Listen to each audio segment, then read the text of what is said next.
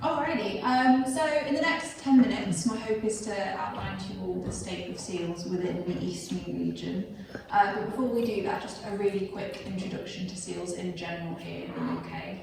So we have two species of seal. We've got grey seals, which you can see on the left-hand side, and harbour seals that you can see on the right. The UK is of really significant importance for both of these species, so we're home to about 35% of the world's population of grey seal, which is a huge 82% of the European population, and then about 5% of our subspecies of harbour seal, again about 32% of the European population, so really, really significant numbers here. Now, keeping track on these seals is it's not the simplest job. We are obviously dealing with species that split their time between land and sea, so they're not an easy one to keep an eye on, and whole population counts have to be done when these seals are on land, so either during the breeding period or when the seals are in moult. Alongside that, these time periods have to line up with weather conditions, the tide, and a whole heap of other site-specific variables, things as wild as Ministry of Defence timetables, so lots of logistics. The sites are also somewhat dispersed, and they can be really difficult to access as well, so lots of things to consider. That being said, there are organisations who are doing an awesome job of monitoring the seals, not just nationally but all over, and here on the East Coast as well, some of whom are here today. So, what is the picture on the East Coast? There's quite a lot of information here, quite a lot of numbers, and there are some data gaps as well. But the real takeaway we had from our community of practice meeting was that the last year can be considered a normal year for seals here on the East Coast. But I'd like to give that some context. You'll notice that it is very much a two-sided coin for seals. So since the 1960s, when surveys began, grey seals have been rapidly increasing. Their numbers and pup productivity is up by about 23%. Slowly we're starting to see plateaus in this build. So for example at Donanook, the pup productivity peaked in 2020. They had 2,214 pups born. You can see we're at 2,207 for the last year, and that plateau is also starting to be seen at Horsey as well in Norfolk. So plateau's coming, but not everywhere. Blakeney Point, 5,000 pups this year and building. But a bit of a different picture for the harbour seal, and I think this is something Debbie is going to talk about shortly, so I won't talk about it too much. But they are reducing in the region, so figures from the WASH from 2019 show a 27.6% decline in numbers, which is concerning, and that same trend is seen elsewhere as well. So seals face a number of threats here on the East Coast, as all of our wildlife does. One of these things is disease. So harbour seals in particular are susceptible to a disease called mouth rot. We don't know too much about it other than it causes ulcers in the roof of the mouth and eventually leads to fatalities in infected individuals. More research is being carried out by the British Divers Marine Life Rescue on this one, so hopefully more to follow. But storms are obviously a huge issue for our seals, particularly in the pupping season, and with grey seals pupping in the winter months, they are particularly susceptible. So this last winter, 1,200 grey seal pups were lost at Horsey Point as a result of storm events and high spring tides. So really something to be concerned about, particularly because these storm events are forecast to become more frequent under climate models. So really want to consider. Climate change, of course, is going to impact fish stocks in the region as well. And then there's a number of other anthropogenic factors that will affect our seals. Too many to talk about in the few minutes I'm up here for, but it includes things like entanglement, pollution, and disturbance, with disturbance highlighted as a key thing here on the East Coast. Understandably, our seal colonies are a huge draw for tourists who want to experience the wildlife we have, but unfortunately a lack of complete understanding on how to behave around seals can lead to significant disturbance events. There is a great case for knowledge sharing and best practice for practitioners for engagement and education in the region to make sure we are getting that message across of how to safely view our seals.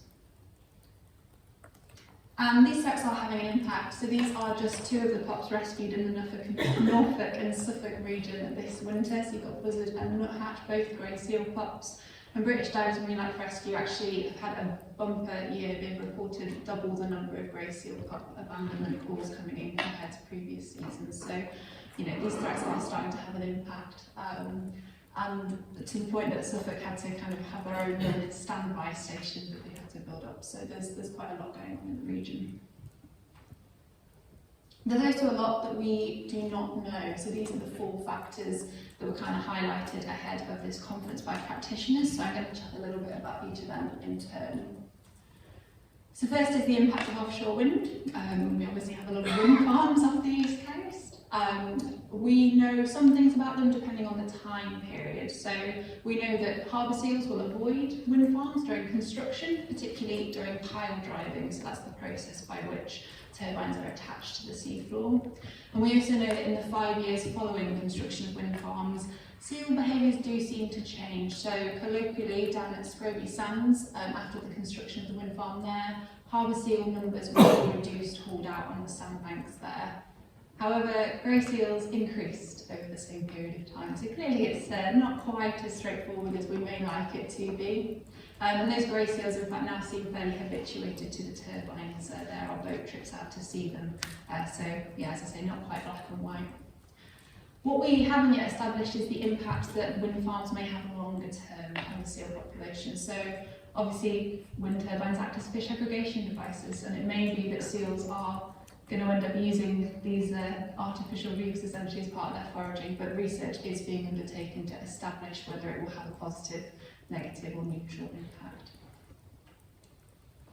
The impact of the growing grey seal population is also suggested to potentially be having an impact on the harbour seals. So we know that they have significant overlap in their preferred prey species and also in where they forage.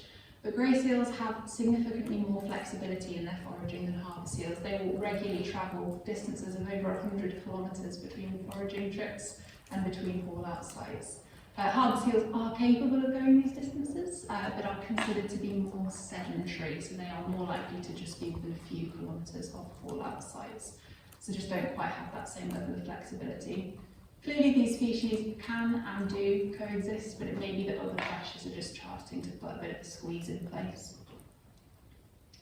There's also somewhat of unknown regarding the occurrence of cannibal or predatory grey seals. So back in the early 2010s, about 50 harbour seals washed up at Blakeney Point with these corkscrew injuries. Nobody could quite figure out what was going on, but that has now been attributed to the behaviour of male, so the big bull grey seals. And it's also something that has been seen on the west coast since then. So we know it's not isolated.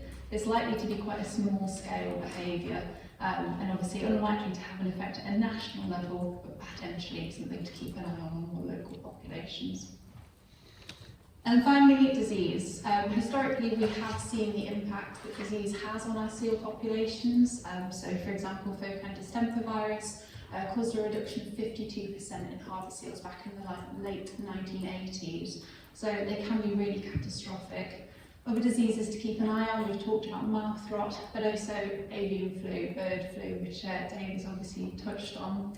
There have been 9 confirmed cases of bird flu in dead grey and harbour seals the last year or so around the UK, but more concerning figures from the southern hemisphere. Die off in pinniped in the region. The deaths of 17,000 elephant seal pups. So really. So work continues to in the region. Seals by great organisations and wonderful volunteers to get an idea of not just locally, regionally, but nationally. And there's lots of exciting reports in the pipeline as well.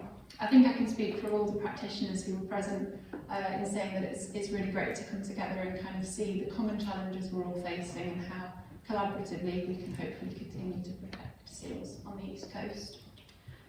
And with that, a big thank you to everyone who's answered all my emails the last few months to pull this presentation together, and to you all for listening. I'm going to leave you with a QR code. A few practitioners have pointed this out. There is a government petition at the moment to ban plastic ring frisbees, which all too often end up stuck around seals' necks. So if anyone would like to scan and sign, please feel free to. Thank you very much.